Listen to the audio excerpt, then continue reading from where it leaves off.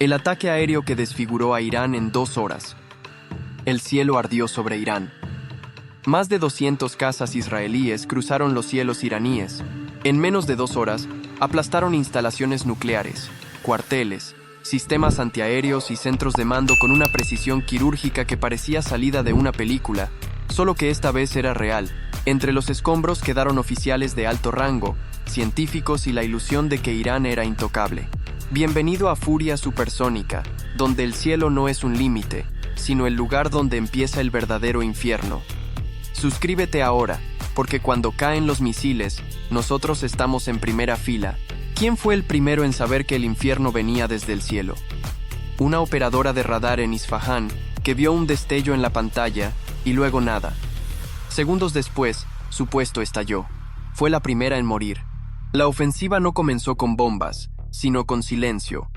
Cazas furtivos F-30 y 5 Adir, casi invisibles, penetraron el espacio aéreo iraní sin ser detectados. Cada uno cargaba bombas GBU-39, capaces de alcanzar múltiples objetivos a más de 100 kilómetros. Tras ellos, llegaron los bombarderos F-15 Ram, que rugieron sobre los cielos con más de 11.000 kilogramos de destrucción. Entre su carga, bombas planeadoras Spice 2000 y misiles Rampage, que perforan búnkeres y sobreviven a bloqueos de GPS. Y mientras los radares iraníes intentaban entender qué pasaba, los F-16 Sufa lanzaban ataques antirradar con misiles AGM-88, barriendo las defensas aéreas como si fueran juguetes de feria. Ni los sistemas Tor-M1 ni los S-200 pudieron hacer algo. No les dio tiempo. Lo que tardaron años en construir fue borrado en minutos. Acompañando la orquesta de destrucción, los drones Heron TP vigilaban el terreno y marcaban objetivos. Todo era coordinado en tiempo real por aviones de guerra electrónica Gulfstream G 550 ATAM, que inundaron los radares con datos falsos. En menos de 20 minutos, la primera oleada golpeó Nathans, reventando las estructuras superficiales y bloqueando el acceso a la planta subterránea. La segunda oleada fue para Fordow, donde los conductos de ventilación, punto débil de la instalación, fueron sellados con precisión quirúrgica, y esto solo era el comienzo. El martillo invisible de Israel. Mientras Irán aún intentaba entender qué lo había golpeado, la tercera oleada ya estaba en camino. No hubo tiempo para recuperarse. No hubo margen para reorganizar nada. Israel no solo golpeó rápido, golpeó con una inteligencia que hacía parecer tontos a todos los mandos enemigos. La base de misiles en Parchin explotó con una onda expansiva que arrasó todo en 500 metros a la redonda. Los depósitos de combustible volaron como fuegos artificiales, pero con un detalle perturbador. Las explosiones secundarias venían de arsenales subterráneos que supuestamente eran secretos. Alguien sabía exactamente dónde estaban. Spoiler: ese alguien se llama Mossad. En Teherán, la sede de coordinación de la Fuerza Aeroespacial del IRGC fue alcanzada por 2 misiles guiados que entraron por las rejillas de ventilación. Amir Ali Hayade, su comandante, murió decapitado por metralla. Junto a él, cayeron decenas de oficiales que estaban reunidos en lo que se suponía era una zona segura. Al sur, en Arak, el antiguo reactor de agua pesada fue atacado por tercera vez en una década. Pero esta vez no se trataba de un aviso. Esta vez lo enterraron vivo. Literalmente. Las torres de refrigeración se retorcieron como papel húmedo. El acero se derritió. El hormigón se partió como tiza. Y eso que era un lugar fortificado. La operación incluyó más de 330 municiones de precisión, cargando más de 160.000 kilogramos de explosivos. Las defensas aéreas no lograron interceptar ni una sola oleada completa.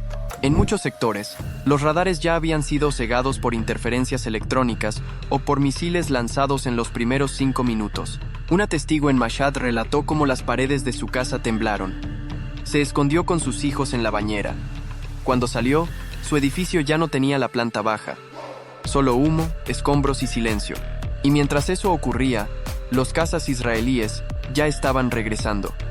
Desaparecían en el cielo occidental, cubiertos por guerra electrónica, escoltados por drones, protegidos por tecnología que desintegró a una de las potencias regionales más armadas del planeta sin que ésta pudiera reaccionar.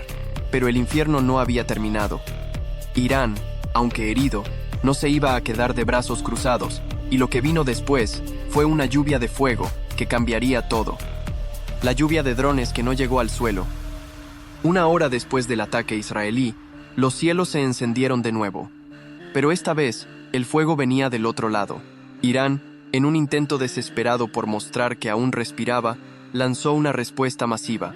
Más de 100 drones, Shahed 130, y 6 surcaron el aire como enjambres silenciosos, seguidos por decenas de misiles balísticos lanzados desde plataformas móviles en Semnan y Tabriz. Cada Shahed llevaba 40 kilogramos de explosivos y podía volar más de 2.000 kilómetros. En teoría, deberían haber provocado una carnicería. En teoría, porque en la práctica, casi ninguno tocó tierra. ¿Cómo detienes un enjambre aéreo? Con una muralla de fuego. Israel activó su escudo antimisiles en menos de 30 segundos. La combinación letal de cúpula de hierro, onda de David y flecha 3 formó un muro aéreo que convertía amenazas en fuegos artificiales. Los misiles interceptores surcaron los cielos con precisión quirúrgica, derribando uno por uno a los intrusos. Desde la base aérea de Hatzerim, un escuadrón de interceptores despegó para rematar los huecos del sistema automatizado. El cielo sobre Jerusalén y Tel Aviv parecía una escena de ciencia ficción. Pero no era ficción, era defensa total en tiempo real. Algunos drones lograron colarse. En las afueras de Ashkelon, una explosión alcanzó una zona residencial, 30 edificios dañados, varios heridos. Una madre y su hija fueron rescatadas de entre los escombros por los bomberos tras casi una hora de búsqueda. Su testimonio: escuchamos un zumbido, luego todo fue blanco, después solo polvo y silencio. Un zumbido, 40 kilos, una ciudad en vilo. A pesar del impacto mediático, la ofensiva iraní no fue más que un reflejo torpe del golpe que acababa de recibir. Los radares israelíes registraron cada lanzamiento, cada trayectoria, y aunque no todos los misiles fueron interceptados, el 90% fue destruido antes de tocar suelo. El verdadero problema no estaba en lo que Irán lanzó esa noche, sino en lo que todavía podía lanzar. Porque su arsenal no está vacío. Tiene miles de misiles, enjambres de drones listos, y fuerzas proxy apostadas en Líbano, Siria y Yemen. Si decide contraatacar con todo, podría encender una tormenta regional, pero en esa ecuación hay una nueva variable, la entrada en escena de activos de Estados Unidos y la OTAN. El ataque que quebró el mito iraní. Cuando amaneció sobre Irán, no quedaba rastro del orgullo nuclear que tanto había costado construir. Los incendios seguían ardiendo en Isfahán. Las sirenas ululaban en Kermanshah. Los equipos de emergencia sacaban cuerpos de entre escombros que, horas antes, eran centros de mando de élite. Las cámaras de vigilancia mostraban el antes y el después.